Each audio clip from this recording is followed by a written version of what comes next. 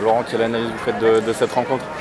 Bon, c'était un match assez équilibré comme le score le reflète. Je pense que c'est assez logique. Je pense qu'après les changements à la 65e minute, on a eu un petit peu plus de dynamisme et on aurait pu l'emporter. Mais voilà, c'était une bonne répétition générale avant le début du championnat la semaine prochaine.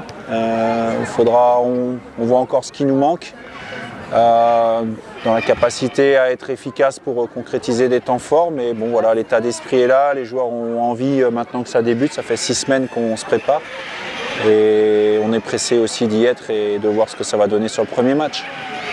Parmi les satisfactions, il y a ce nouveau schéma là, qui donne presque ce nouveau but avec le centre du piston droit pour le piston gauche.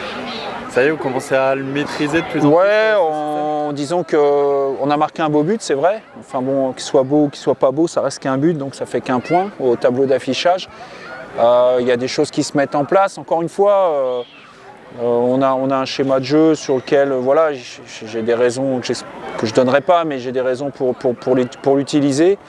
Maintenant, quel que soit le schéma utilisé, il faudra aussi qu'on soit, je dirais, davantage efficace offensivement pas pour gagner des matchs, mais c'est le challenge de beaucoup d'équipes, c'est le challenge de beaucoup de promus et ça va aussi de pair avec l'expérience de nos attaquants. Et aujourd'hui, on a des attaquants qui n'ont pas forcément beaucoup d'expérience sur le niveau de Ligue 2, mais ils montent en puissance et puis il y aura peut-être aussi des gens qui viendront nous donner un coup de main. Donc voilà, en tout cas, la préparation s'est bien passée, les joueurs sont bien préparés. Ils ont fait preuve d'un état d'esprit identique à celui qu'on a pu avoir la saison dernière et on sait ô combien c'est important.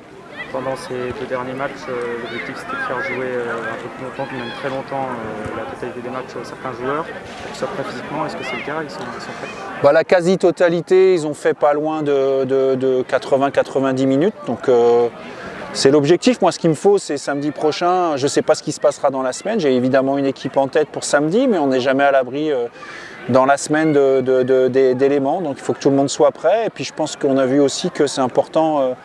C'est pour moi de me mettre dans une configuration aujourd'hui d'un match de compète. Et c'est important aussi les entrées en jeu. Et pour ça, il faut qu'il y ait des gens qui soient bien dans leur tête. Pour être bien dans sa tête, il faut aussi se sentir concerné. Et voilà, c'est important d'être vigilant sur tous les paramètres. Plus globalement, quel bilan vous tirez de cette préparation vraiment au général à une semaine de la reprise du championnat? On a un groupe très à l'écoute, très travailleur. On n'a pas de marge. Voilà, pour être tout à fait honnête, on n'a pas de marge. Il faudra qu'on soit très efficace offensivement à l'heure où je vous parle pour aller gagner des matchs. Mais c'est encore une fois le lot des promus. Et puis on sait très bien que sur le niveau professionnel, il y a des choses aussi qui se passent durant le mercato. Et peut-être qu'il nous faudra attendre la fin du mois d'août pour y voir un petit peu plus clair. Ce qui est intéressant aussi, c'est qu'on aura fait 3, 4, peut-être 5 matchs et que ça permettra peut-être de s'ajuster. Mais on est aussi tenu financièrement avec une masse salariale encadrée et donc on ne peut pas faire n'importe quoi. Parmi les joueurs qui sont arrivés, il y a Vincent Pajot qui n'a pas joué aujourd'hui. Jean-Philippe Nallet avait pu dire quelques mots sur lui, on ne vous a pas encore entendu. Qu'est-ce qu'il va apporter à ce groupe annécien?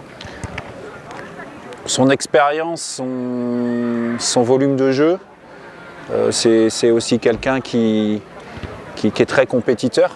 Donc voilà, on attend tout ça. Bon, malheureusement, il a un problème à la main et à l'heure où je vous parle, je ne sais pas, on ne peut pas déterminer son indisponibilité. Donc on n'est pas sûr de l'avoir pour débuter le championnat. Mais c'était important pour nous d'avoir un joueur de ce calibre-là, de cette expérience-là. L'idéal, ce serait d'en avoir d'autres. Mais encore une fois, il faut faire des choses qui sont possibles et on est tenu aussi financièrement par certains points. Donc voilà, il faut trouver le juste milieu. C'est pas évident. Il y a beaucoup de gens qui travaillent sur les dossiers pour faire avancer, je dirais, l'effectif.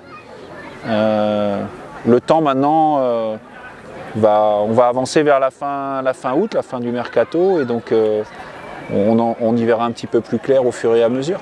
Parmi les absents aujourd'hui aussi, il y avait Alexis qui sera suspendu contre Niort. Il y a un souci, les blessés? Non, Bon, honnêtement, on a eu beaucoup de casse après le match de Thonon.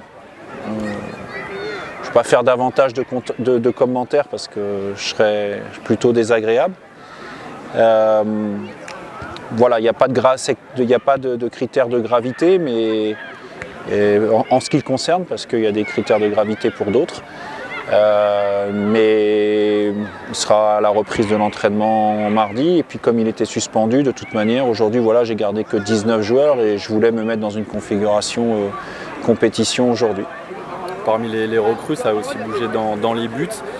Quel est votre positionnement, vous, sur c'est la question un peu à la mode, sur est-ce qu'on a un numéro 1, est-ce qu'on les met en concurrence? Vous, est-ce que c'est clair sur le début de la saison? Est-ce que vous voulez faire jouer la concurrence? C'est Florian Escalès qui démarrera la saison. Voilà.